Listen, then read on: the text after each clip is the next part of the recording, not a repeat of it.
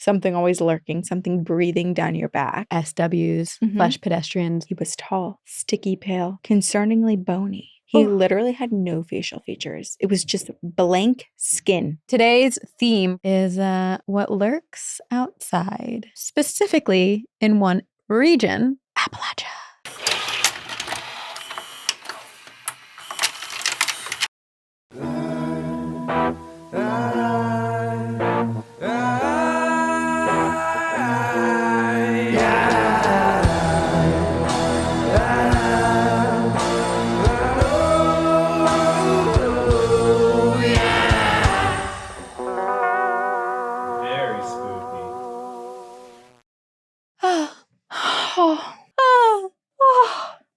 So sad. Yes, our poor husbands. They have died of because dysentery. we murdered them With dysentery. I also want to do like singing in the rain. If you're listening, and you're like what the fork are these bitches talking about? Yeah, we added props to our set today, and it's October, so things change and shift, and we buy a lot of things. And we shift into vampires and werewolves on the full moon. Because this is 2 girls, 1 ghost. 2 girls, 1 ghost. And we are your morning ladies. That is Corinne. Hello. And I am Sabrina. And this is an Encounters episode. And as you know, in October, we get a little weird. We get a little spooky. We get a little haunted. And so do you. So, well, you guys get haunted all the time. It's not that doesn't change. Not a seasonal thing. As if our podcast changes seasonally. We just add props. We just add props and maybe characters. It's a different mindset. Yes. Yes. We become possessed. I should put my hands on the... Oh. What if I just whipped out a Ouija board right now? Don't own one. I would absolutely believe you were possessed. Because that's not like you. No. Something would be wrong. Something very would wrong. be very wrong. And we'd be on Tiffany Reese's podcast. Something was wrong. Something was Tiffany! wrong. It was the moment she pulled out a Ouija board, and that was when I knew. Her first season, all based on possession. Honestly, Tiffany, let's talk. Idea. But okay, so today's theme for the Encounters episode is what lurks outside. What lurks maybe perhaps specifically in one region that has been terrifying us and haunting us and all of your ears for the last year. Appalachia. How dare she say it the way that the I'm gonna burn in hell. does. Oh, I'm melting. I like how we went a full 8 years saying Appalachia. Now you can't even now say I'm like, it. how did we say it? The Appalachian Mountains, because that's how we pronounce it in the Northeast. We were raised. But I think we got bullied into saying Appalachia. It took 8 years for us to finally succumb to it. And we succumbed. You guys won. we succumbed. We succumbed. Appalachia. Can I fix your shawl? What about this? What if we start like oh that? my gosh. Yeah, bitch. Okay. Sorry, I don't know. Yes, bitch. That looks good. This is definitely what they did. They should around their little seance morning circle. They boob thrusted. Well, I will unveil bring yourself. my veil up. Oh, that's the vibe. Okay. We found it. Great. And this is called Growing Up in Deep Appalachia. Great. Perfect. You have my permission to read all of the names. Did everyone else give permission? I feel like if they don't say to change it or they don't personally change it, you're giving us permission. Yeah. Okay. And then they write, enjoy my childhood trauma. LOL. Hello, my name is Megan. I grew up in a little town in West Virginia. We lived in a cheaply built 1-story house with 3 bedrooms. I had heard from my mother that I'd always been an odd child. According to her, I would tell people that I could see their feelings. Oh my, that's so beautiful. I wonder if she could see auras, maybe, and the colors would change. And I would tell them what color it was.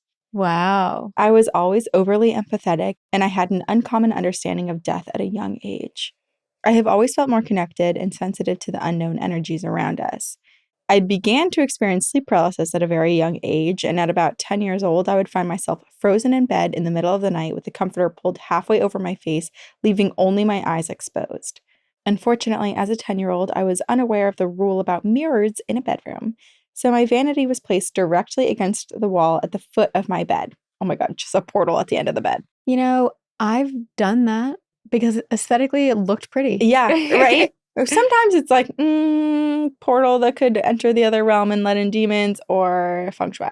Well, actually, that's probably not feng shui. Yeah. It's just aesthetically pleasing. And also, but not maybe energetically pleasing. Yes, exactly. And in this mirror, I always saw her in it, staring right at me. I couldn't close my eyes. I was forced to look at the black and gray shadow of this young girl with long black hair standing in the center of the mirror, looking right at me. In the mirror. All night long. You legit had a portal in your room.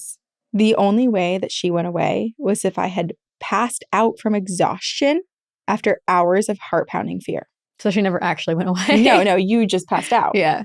Because I was kept up most nights, I started falling asleep in school and failing my classes. Aww. This same thing would continue to happen for years, slowly evolving into a more interactive experience each time.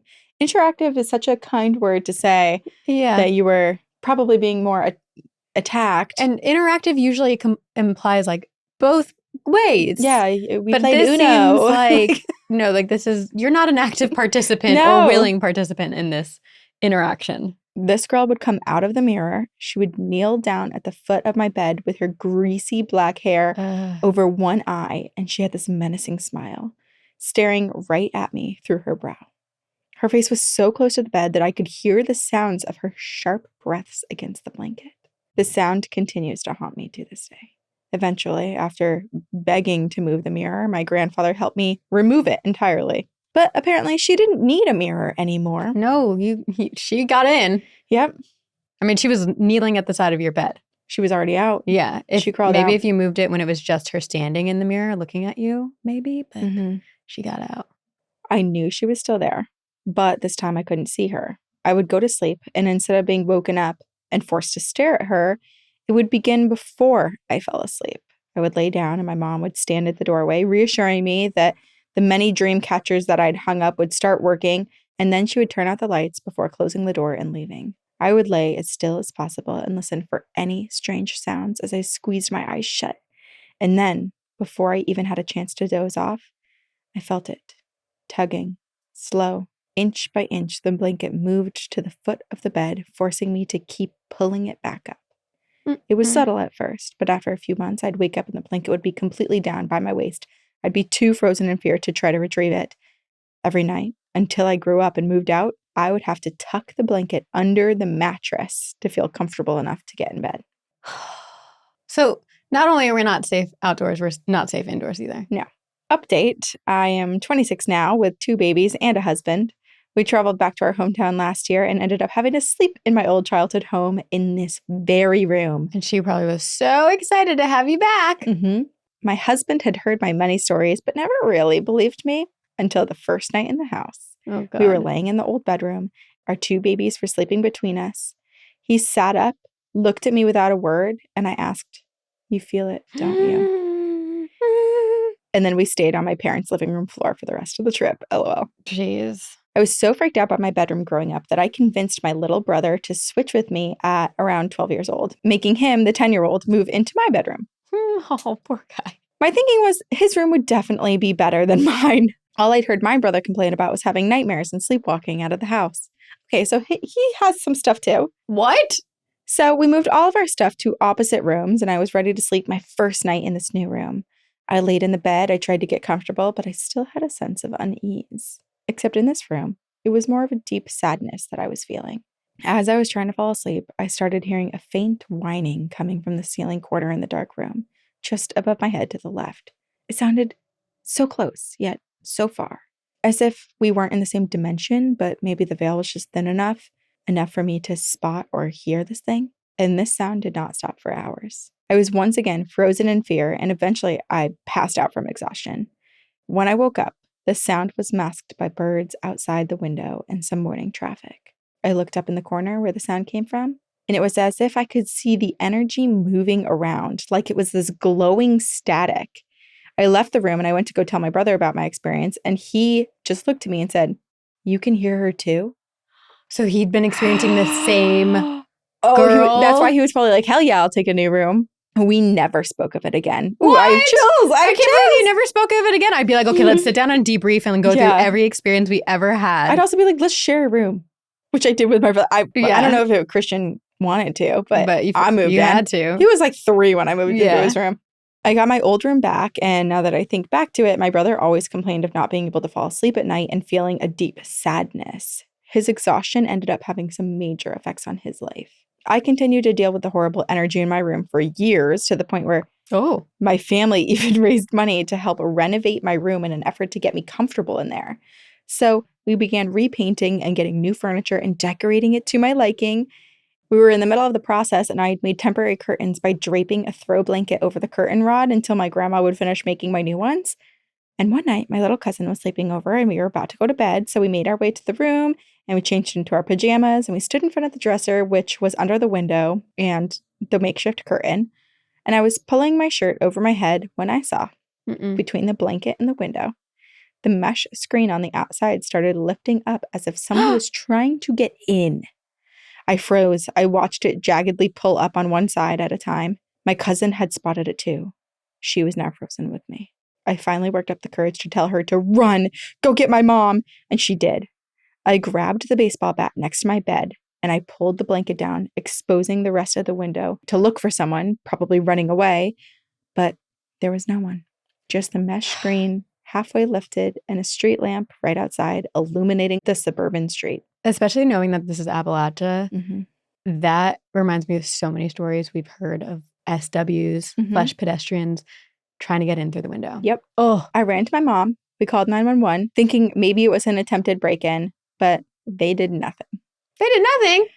Oh, man. That was kind of a similar story when I lived in LA. Every time I called. Yeah. Literally was attempted kidnapping, and they were like, okay, thanks. Yeah. Okay. I like just until something actually happens. Basically escaped a car, anything. But sure. Yeah.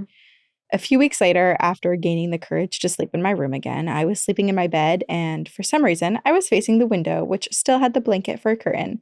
I was woken up by a light flooding my bedroom around 3 a.m., of course. So I opened my eyes, and I'm instantly frozen by the sight.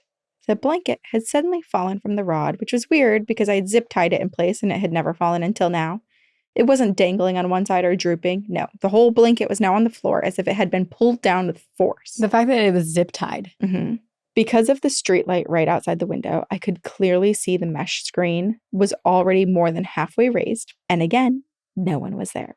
Why does this feel like such a different energy? Yeah, I don't think this is the girl. No, because the girl's already inside. I had never been so terrified in my life. I couldn't physically bring myself to move. It felt like a half hour had passed before I even managed to move my legs. And then I ran to my mom. We once again called the police, and then they came and searched for signs of anyone walking nearby, but they found nothing. No fingerprints on the windows, no shoe prints, nothing.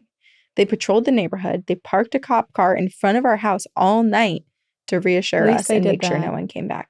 The last part of the story gives me chills to this day. More chills than you've already given us? I was in high school at this point, and one day I sat at a new table for lunch. At this table sat one of the school's quote-unquote weird girls who I actually loved. Ugh, high schoolers are so judgy.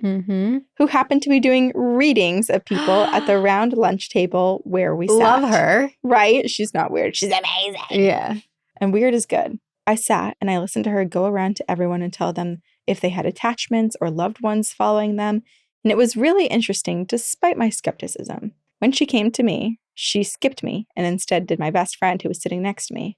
After finishing the last person, I asked, "What about me?" She took a deep breath to compose herself. "I don't really want to tell you," she said without making eye contact. But of course, everyone at the table is now insisting that she go on. I told her it's okay. You can say it, I reassured her. So she took a long pause and asked me a question. "Do you have 2 closets in your bedroom?" My best friend looked at me knowing that, in fact, I do have 2. This girl would never know that. I confirmed it to the table, now filled with wide eyes. "Okay, are they right next to each other on the same wall, though? And one is a double door closet, right?" she asked. My friend and I snapped our heads to meet eyes in shock, once again wondering how she knew that. I told her yes, and I'm now shaking. She continued with a shudder and nauseated look on her face, as if she was seeing an image in her mind's eye, and she said, "Well, It's in one of those 2 doors, and it likes to crawl. Oh, why is that specific? Such a The no. entire table shuddered and let out squeals. But she was right. I had seen it myself, and she definitely liked to crawl. From Megan. Well, I don't like that she liked to crawl. No. Good old classic West Virginia, filled with hauntings in and out. Yeah, I just don't like any of it. Right? It's so scary because it's like the hauntings are inside, but they're also in a portal, and then the portal gets closed, but the hauntings are still there. And then when they're you think that outside you're too. escaping, like something is trying to come in. Which we have no answers to that. No. Neither does Megan, which I'm so sorry. No. But let us know if more things happen to you there. Do you still live there? Do you want us to come investigate? No, she doesn't. Remember her husband and her kids, they went back and they stayed. Well, that means they still have access to the house. They still have access to the house, yeah. Okay. I wonder if her kids are going to experience anything. Well, this listener, Isabella, experienced some things. I actually found this story when I was trying to pick stories for the demonic possession encounters that we recorded last week. And this one has both Appalachia, demons, possessions. All the good stuff. All my favorite things. These are a few of my favorite. Whoa, why did I sing like that? Favorite things. These are a few of my favorite things. Okay. Hi, ladies. Recent listener here. To give you some context for the story, while I don't consider myself a witch, I am a strong sensitive. It's not something that I consider a strong part of my identity or everyday life, but it exists. Most of the women in my family have some type of skill, but mine is the strongest. Wow. Hair flip. I am the sort of person who can walk through any antique store and sense the haunted object in the corner. I don't actively practice, but since finding your podcast, I have been trying to pick up on the supernatural on command, and I'm getting much better. Lately, which actually, you know how when I was at the antique store and I saw all of those dolls and I was like, one of these is haunted, the one that you were like, it's definitely her. Yeah. I was checking my DMs yesterday and multiple people took like screenshots specifically of her out of the like 8 dolls and was like, it's her. Am I tuning in? I think you are. Hair flip. Okay. Isabella says, lately I've been scaring my sister with my spooky, accurate questions about her day and trying to read her aura. So anyway, here's a story that happened early this year. I am a senior university student in Winchester, Virginia. My university is about 45-minute drive from the Appalachian Trail, meaning that she's probably in Appalachia. We are a historic colonial town, and Winchester is not plagued by cryptids or violent supernatural beings. However, it is my personal belief that the ghosts of soldiers who occupied Winchester are still active soldiers. They will not let the cryptids near the city. I have no proof of this, but it's such an old town that it's nearly impossible that I haven't heard of any haunting in the 4 years I've lived here. So this is the story about what I believe was a demonic presence that slipped through the town barrier. Ooh, that's such a creepy way of saying it.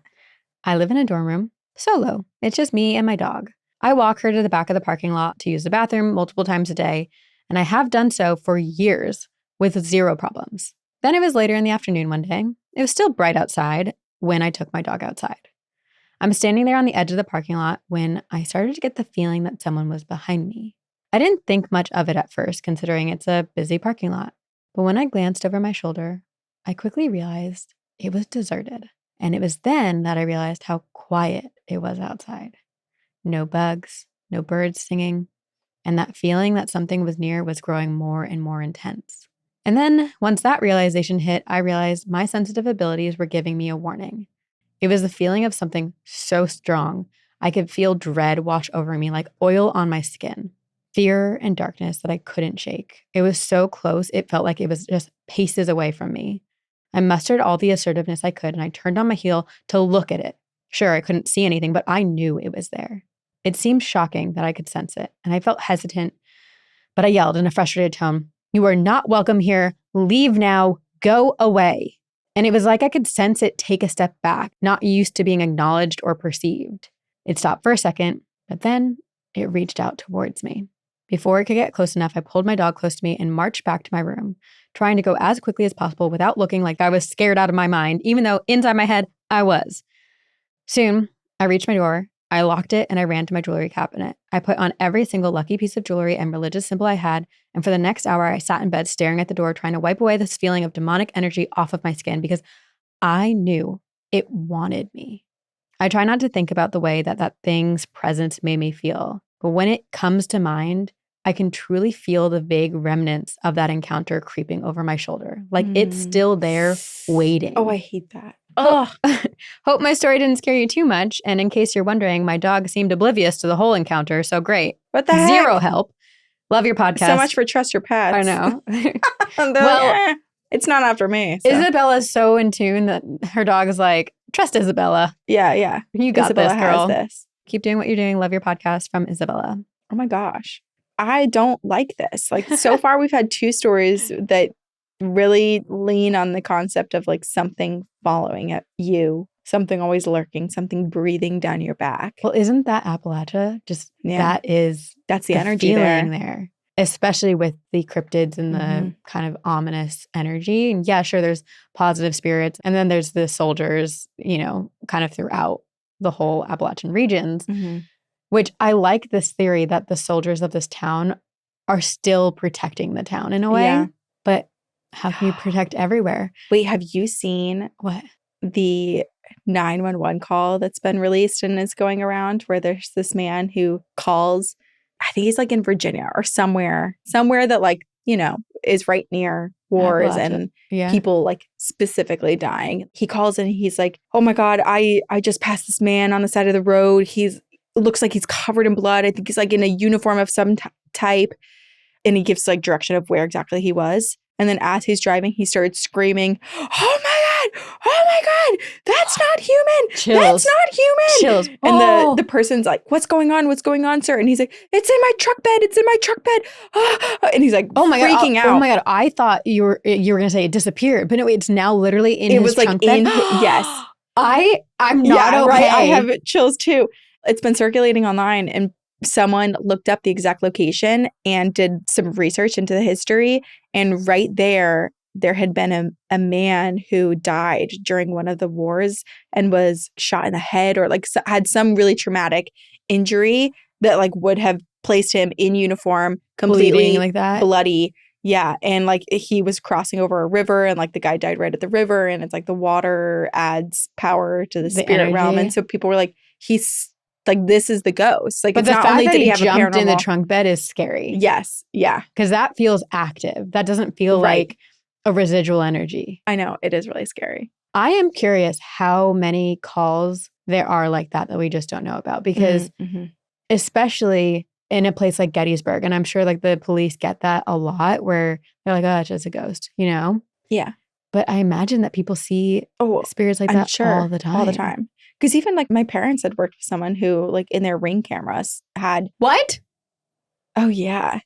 How do we get that footage? I want to see that. I'll look through my text with my mom. She might actually have it. I feel like maybe she sent it to me. You guys, I want all of your Ring camera footage of ghosts. Yeah. But it was like they had the soldiers from the Revolutionary War just like captured. Like you could hear them. You could see them going across their backyard. Can we please go to Gettysburg?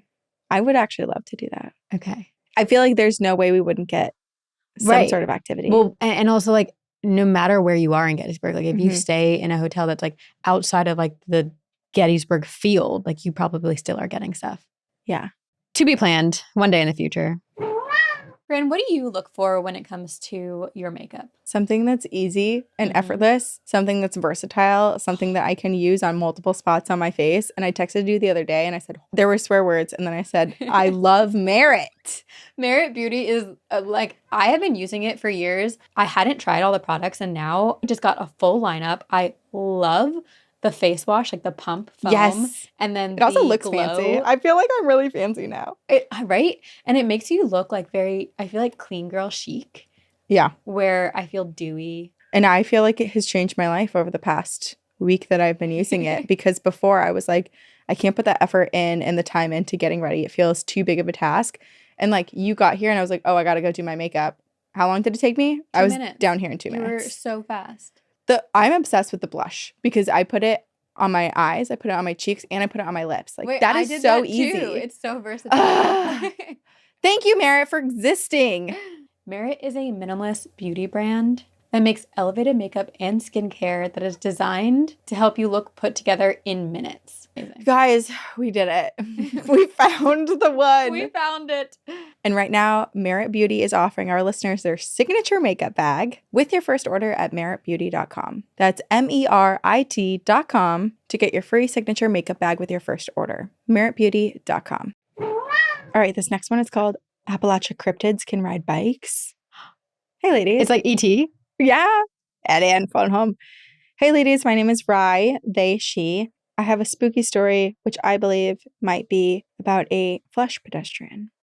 Let me set the scene. I went to go hang out with my best friend, but was on my way back home. It's 2 a.m.-ish at this point, and I have my dash cam on because it automatically turns on when I start my car. It was late January, upper East Tennessee / Southwest Virginia area, so middle of nowhere, Appalachia, and it's cold as fuck. I'm on a back road. It's very hilly and curvy. I'm less than 5 minutes away from my house. I top a hill, definitely speeding because I was comfortable on the road. And as I'm about halfway back down the other side, I see a man, or what I thought was a man, on a bike. He's just sitting on it in the middle of the road, not moving. I obviously slam on my brakes and I slow down super fast so that I don't hit him, but I know the rules of after dark, so I make sure my doors are locked, my windows are rolled up, I'm going super slow, but I so vividly remember what this thing looked like, and it still haunts me almost 2 years later. Oh no. He was tall, sticky pale, concerningly bony, and had very lanky extremities. He had on a thin black zip. Oh. We have a trash bag in our studio that something shifted in there. Which, why? That trash bag, not to be gross, but like that trash bag has been in here for weeks. And it hasn't it's not like moved. it's like studio trash, so it's like unwrapped There's not like things. food or whatever. Yeah, it's just like packaging. I did move it yesterday. Oh, you did? When we were reorganizing. Okay, so maybe there's just a little extra shifting. I'm not sure. Something in the atmosphere made it shift. Ah! He had on a thin black zip-up jacket and shorts, but it was January, so that was crazy if you ask me. I was worried a little bit until I saw his face. Oh no. Or maybe lack thereof, I suppose. He literally had no facial features. It was just blank skin covering the whole area. His neck snapped to, quote unquote, look at me, and I booked out of there as fast as I could. I got home. I've never ran in the house quicker. I made sure every window and door was locked. All curtains were closed. I got in my bed. I didn't sleep until the daylight. And when I got in the car the next day, I went to go look at the dash cam footage to make sure I wasn't crazy or hallucinating. And the camera got all of my drive except for the last 7 minutes. Convenient, considering I saw him around 4 or 5 minutes away from my house. Chills. As far as I know, my camera has never done that before or since. I avoided that road for the next few days, but I had to go down it to get to my granny's house. And you guys will never believe me when I say this. No. But the exact same bike was laying on the side of the road with no one around it. So that confirmed it for me. I hated everything about that night. My mom has since moved from that house, so I don't even live in the state of Tennessee anymore, but I will never, ever forget that night. I have some other small things that happened to me because I did live in the middle of nowhere my entire life, but nothing compares to that night. Mr. Faceless Man will live rent-free in my head forever, and I truly hope to never cross paths with him again. Love you guys more than you know. Thanks for being the best. Until next time, Rye. I'm not okay. Because at first I was like, okay, maybe it's, and this is still sad, or this is more sad than it is scary, I guess. Maybe it's like a residual energy or like an entity, someone who did tragically pass away on a road while biking. You know, it's like a spirit that's stuck there in some way. But then the way it snapped its head to Rye, and then the bike being there, like on the ground the next time. It's yucky. It's icky. And the whole footage disappearing. The footage disappearing is like that. That's just like so much proof. Like you can't even It actually reminds me how, I guess they were in other seasons of Wednesday, but you know, at Nevermore Academy, they will pan to like different students and there's like specific students that have no face. It's just skin. That's like what I was picturing this whole time. But we also see a lot of, or we hear, we don't see, fortunately, knock on wood, don't ever want to see. We hear of entities like that where sometimes I think it's a spirit who just cannot fully form like what they looked like in life. But also you think of like Slender Man and like some of those dark entities that are faceless creatures. And like geographically speaking. But it is weird, like wearing clothes and riding a bike and just presenting in such a strange way. It reminds me of From, that show. It reminds me of that because the scary monsters in that show look like us until they don't. Oh, it's such a creepy concept. It seems so scary when it's on screen, but it's even scarier when you realize, like, in just our inbox, there's a matching story for every single thing depicted on screen. Well, this is a story about a place that if you seem intrigued after the story, you can stay at because it's an Airbnb. And we read this story on a Patreon bonus episode back in August. And I was like, it has stuck with me so much. And then our listener actually sent us the Airbnb listing. So I was like, oh, I'm going to read it on our main feed and include like actual photos to go along with the story. Great. Hold on to your butts. Okay. Holding. This is from a listener, Natalie, and it is called Appalachia Airbnb That Didn't Want Us There. Hi, Sabrina and Corinne. I'm Natalie. Yes, you can use my name. I also shared this story on Campfire Stories. This happened about 5 or 6 years ago, and to this day, I still think about it, especially when I hear stories about haunted houses or the Appalachian region. So my brother and I had just arrived in Ohio from Florida to visit our dad for winter break. He thought how fun it would be to go skiing or snowboarding, so we made a trip to West Virginia. This drive was about 4 hours, and we found an Airbnb roughly 45 minutes from the ski resort. The house was old, built in the 1920s, according to my dad, but it wasn't just old. It had a feeling. The second we got there, something felt off. And when you look at the picture on Airbnb, and we won't post the Airbnb listing itself necessarily, I'm sure you can find it if you want, but we'll post some pictures. But yeah, like the exterior of the house. There's just something about it. It's like you want to say it looks like an ordinary house, but there is a feeling that it is a little creepy. We entered through a side door that led straight into the kitchen. And the first thing I noticed was a narrow, almost sinister-looking staircase leading upstairs. It was steep, shadowed, and even with the lights on, it made my skin crawl. The layout of the house was just weird. From the front door, you were met with the main staircase. To the right was a hallway that led into the kitchen, and beyond that, another staircase and a second door to the outside. The living room was to the left with a fireplace and a master bedroom attached to a bathroom. Everything smelt stale, like dust and something faintly rotten, kind of like an old, dirty vacuum. I went upstairs with my brother to go check out the bedrooms. There were 4 total, 2 doors on each side of a long, dimly lit hallway, and 1 door at the very end. When I tried to open the second door on the left, it wouldn't budge. Every other door opened easily, but that one was stuck, like it was locked. I assumed it was maybe a storage room for the Airbnb owner, but standing in front of it made me feel like something was watching me from the other side. Yeah. Then I noticed the upstairs bathroom door was wide open, revealing another staircase that led down into the kitchen. The whole layout really made no sense to me.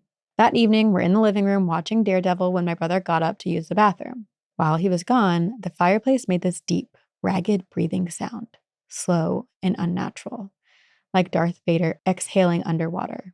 My dad and I just stared at each other. That was weird. We laughed it off. My brother came back and we told him and he just shrugged it off. That night, I didn't want to sleep alone, so I shared a room with my brother. I actually slept fine, but my dad didn't. The next morning, while we're getting ready to head to the slopes, my dad told us he had woken up in the middle of the night with this heavy feeling like something was watching him. Then he heard dogs barking outside of his window, but when he looked, the street was completely empty. He laid back down, and then he heard clapping, loud, rhythmic clapping, like people were partying in his room. He sat up. It went silent. It's so wild because it's just like multiple different, like the sounds feel so unrelated, but it's just like something's putting on a performance and trying to get his attention. It's like, I'll try this, now I'll try this, now I'll try this. After skiing, we came back to the house and decided to explore it properly in daylight. We started opening everything, cabinets, closets, drawers, and then we got to that locked door again. But this time, it opened. Inside, it was pitch black. The air felt heavy and suffocating, and there was a single wooden chair sitting in the center of the room. The only light came from a dim red glow, like an old radio or alarm clock, but the only thing is there were no electronics in there, just the chair. Where was this light coming from? We all agreed, let's close this door. We slammed it shut and ran downstairs. Oh, I think it was just her and her brother who did that. Okay. My dad didn't believe us at first, so he went upstairs to go try opening it. But now it was locked again. No matter how hard we tried, that door would not budge. So that night, my brother refused to share a room with me, so I went and shared a room with my dad. As we were laying there, he told me, "You might hear things, but don't be scared. It's Saturday night, probably just people outside." And at first it was quiet, but then I heard it, faint barking. Then the clapping again, louder this time, echoing through the walls like there was a whole invisible crowd in the home. My dad sat up, looked out the window, and whispered, "Natalie, come here." I got up. He asked, "Do you see anything?" I looked. Nothing. There were no people, no movement, but this sound didn't stop. The clapping kept continuing. My It dad reminds me of the Tower of Terror. It like just like the does. party always happening. My dad had had enough, so he grabbed his coat and said, "I'm going outside." The moment he stepped outside, everything stopped. The barking, the clapping, even the air felt like it was holding its breath. And then the bathroom door slams. I screamed, but I tried to reason with myself. Maybe it's just something with the air, like, my dad coming inside, closing the door, caused the air to close the door here. But when he came back, I told him what happened. His face was pale. And he said, "I never touched that door." There was something in his voice that made my stomach drop. He woke my brother up, made us all pack our things, and at 4 a.m., we got the hell out of there. But before we left, we noticed something crazy. As we were walking in and out to grab our things and take them to the car, the crosses that had been hanging above the doorways when we arrived, they were now upside down. That's when you run. Had not touched them. No one had, but somehow they were flipped. We didn't say a word. We just left. I hate that because that's like the classic demonic mockery of a symbol that you feel is there to protect you. And then it's like, protect who? Because I can manipulate this too. I want to see if there's a picture of the crosses in the Airbnb listing. Which also makes you think about the people that own the Airbnb. Like, are they truly religious and that was just a part of their home and their decoration choice? Or was that there because of things that were experienced? Okay, well, this picture is really, really creepy. So I think this is the room that they went into and it has only a wooden chair. In the listing photos, it has like 2 twin beds with it too. But I think maybe the beds weren't there in the moment. And look at what's on the wall with this chair. And the chair itself looks like it came from like a church. Yeah. It's given ominous vibes. Yeah, it's a little creepy. It almost feels like if someone was trying to make a music video, almost like mocking religion, they would choose that as a decoration and backdrop. Yeah. Oh, that story, it really sticks with me. Like, I can't forget it. It's so creepy. And there's so much to it. And they all experience it. And it's like, even as a group, like normally you feel safer when you have someone else with you, but it didn't matter if her brother was with her, if her dad was with, like individually and together, they're all experiencing stuff. I want to see what the ratings, it has 5 stars. For best haunted stay, most activity. We will return. Wow. Peaceful place, apparently. What? What is happening? Who's paying you to write these reviews? Yeah, I get so confused. That seems weird. Not peaceful for Natalie. No. Anyway, yeah. How do you want to end it? Okay, well, this isn't Appalachia, but this is related somewhat to the last story that I had because this is about a potential SW, a flesh pedestrian. Great. And it just reminded me of, you just did a story from Campfire Stories. This isn't from someone that spoke about this on Campfire Stories, but one of our listeners who was on Campfire Stories, she lives in Utah. And she's had so many experiences, like really, really creepy stories where like their property was like literally under attack and they went out to all the ruins they had around to protect the property and they had all been smashed and broken. Like such an intense story. I hope that she writes this story into us so we can read it. Did I miss this one? Yeah, it was such a good one. I'm so sorry. You missed such a good one. Damn. But she was like, I'm moving in a few weeks from Utah to, I think she was moving to like Kentucky or Virginia or something. So like she's going moving, from one creepy, like, scary place to another. Yeah, she was like, I'm going from like SWs to Windy Boys. So wish me luck. Damn. Okay. But this is SW, so a flesh pedestrian, and government secrets in rural Utah. Great. I love a government secret. Yeah, conspiracies. Hi, ladies. I absolutely love your podcast, and I've been aching to share this story with people who won't call me crazy. So to start, I would prefer that my name be left out of the story because I am semi-secretive. Because of the semi-secretive nature of this location. Oh, I prefer that I am semi-secretive. I am secretive. I work for the government. I am this location. So, semi-secretive nature of the location in which my story takes place. Okay. Last summer, I was looking for a job, and it was my first summer away from home. I was looking for some character building, and I took a job as part of a commission crew that worked for various government agencies. So, BLM, National Forest. I was really anxious about the job search, so if someone was going to hire me, I was just going to take the job. I didn't know prior to my interview that I would be camping in some of the most rural areas of Utah for nearly 12 weeks. What? 12 weeks? Read the job description. You are so brave. I was pretty nervous about that aspect when I learned. Yeah. During my second hitch of the season, my group was assigned to an experimental range owned by the government. It was never quite clear that What does that mean, an experimental range? I don't know. What are they experimenting? Maybe this is the government secret. Okay. It was never quite clear what they were doing out there or why they were doing it, but after a short Google search of the area, I saw all of these conspiracy theories across online forums about many different things. People theorized that the range was built atop a UFO crash and the research they say that was going on to direct attention away from it. So the first day we go out there, I was trying to hide how frightened I was of this place. The reality is I was going to live and work there for a month.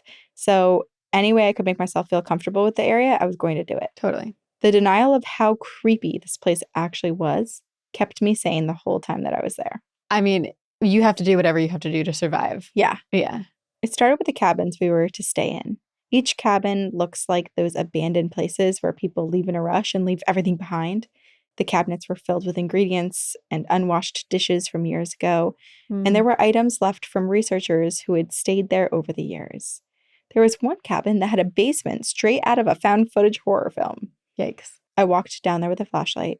I noticed a mop sink, and inside the mop sink were hundreds of dead cockroaches. They had come out of nearly every drain in the basement and just stayed there to die. That is disgusting. And now, like, they're probably also, like, rotting. Mm-hmm. Ugh.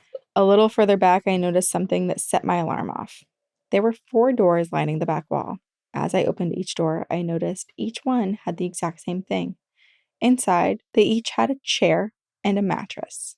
All these closet-sized rooms had no lights, no ventilation, and locks on the outside.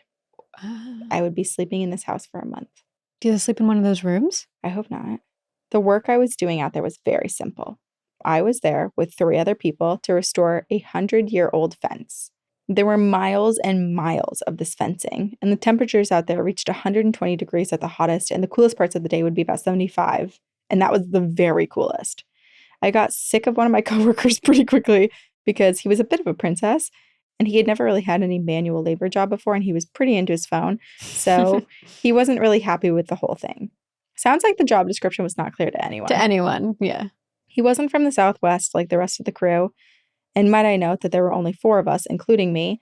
I grew up hearing all kinds of stories about flesh pedestrians and learned very quickly to take those stories seriously. Yeah. This coworker, let's just call him James, he thought that it was funny to say the name of this creature out loud. Yikes. As loud as he could when we were out in the middle of nowhere working and minding our own business. He would whistle at night, taunt us with the threat of saying the Navajo name for this being. He didn't know how serious we were about it. There was one time when I had to hike away from the work truck in order to fix a super remote fence, and this was about an hour walk away from our only means of transportation. James decides to shout the Navajo name for a flesh pedestrian at the top of his lungs. I wanted to punch that jackass so bad. Dude, I probably would have. Me and the only other girl on my crew were pissed. Yeah. We have all been together without much sleep for too long, and James is just putting us over the edge. So we're arguing about how disrespectful it is. And in the heat of all of it, my supervisor tells us, shut up, and tells us to look. No more than 20 feet away is an antelope, staring at us, unmoving for about 10 minutes. And then, almost unprovoked, it ran out of sight with such speed. Each morning for about 4 days, we would see this antelope in the same spot by the gate in the range, waiting for us. It would stay perfectly still until we passed in the work truck. Lurking. And then it would run away as fast as it could. Honestly, it feels like it's keeping an eye on them because it knows James is naughty boy. I don't really know if this kind of behavior is normal for the animal, but that detail is worth saying in my opinion. Yeah. A few days after the antelope incident, me and my supervisor wanted to explore something that we saw a few days prior when the workday was over. We drove out to a small canyon lined in volcanic rocks, and it was super, super cool, and we wanted to explore it.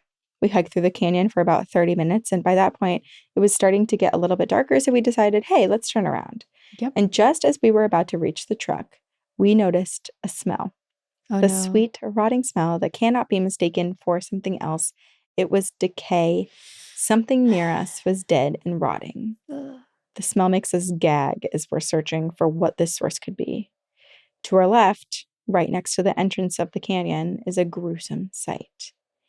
A completely skinned and bloated corpse of a cow is right next to poor us. baby. In silence, we both marvel at the sight. How did we both miss this on the way in? How did we not notice the smell? We both drove back to the cabins and agreed never to speak about this with the rest of the crew.